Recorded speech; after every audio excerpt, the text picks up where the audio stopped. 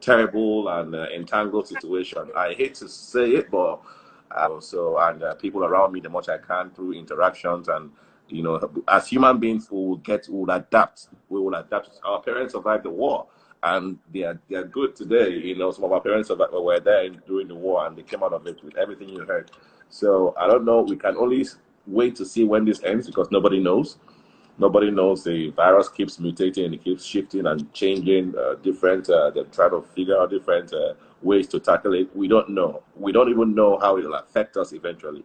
How much worse it can get. Looking at what has happened in more developed nations, I can only thank God that it didn't start here. I don't know if the response to it would have been as intense and as serious as it is now in finding a solution. But then I'm not saying I thank God it started anywhere else, but we are very disadvantaged already. We barely have a health structure or a health system that works. So. Yes, I'm personally, I'm very grateful to all the Nigerian healthcare workers. I think this is a very difficult time for them, and they're putting in their best. Still going out there to the hospitals every day, endangering their lives and the lives of their loved ones, their family members. I'm so grateful to every Nigerian healthcare worker out there. And as much as they can do their parts, we as the people can only try our best to do our part. That's by washing your hands, self-isolating, and playing our own parts. How do you think we as the people can help this situation right now? What can we do to help? A lot of things. Behavioral change is not overnight. Like before this whole hand washing thing intensified, we had started hearing it before Corona became very bad. With the few cases that had started, and I personally had been trying to make a conscious effort to start getting used to washing my hand because I won't wait for it to get bad. Then I will not always be remembering to wash my hand. It's not something we are used to. I think maybe our environment somehow builds our immunities to be tougher than the average person outside in the West.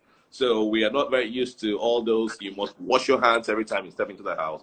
So those behavioral patterns have to continue, no matter how much it feels like we've sounded, the warning of wash your hands 20 seconds, 30 seconds with detergent. It's never enough. There's someone that's always bringing it back into their consciousness in the moment. I still, step outside, sometimes come back, touch my rail. Outside my compound, go places, maybe exchange stuff with my security where we send for something.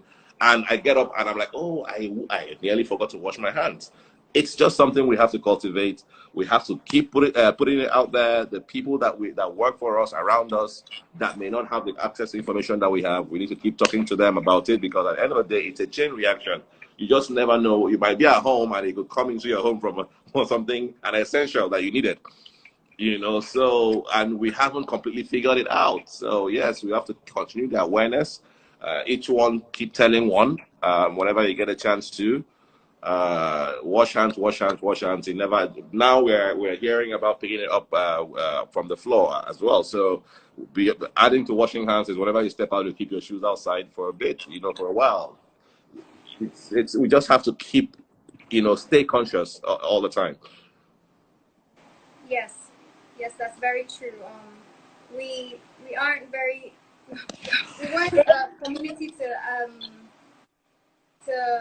always wash your hands and all. We didn't have all this, so I think that it's been a bit of an adjustment for us.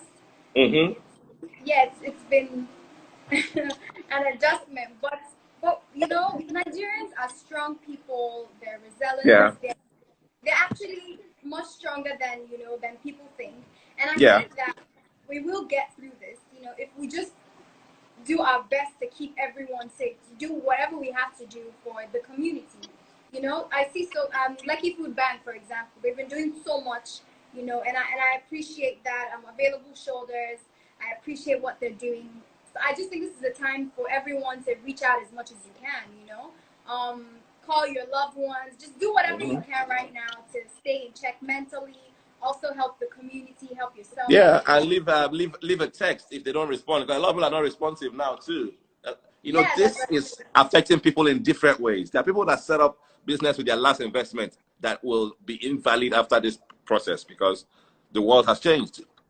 You get what I mean? There's so many businesses that were set up just before this pandemic that will not be, that are useless after the pandemic.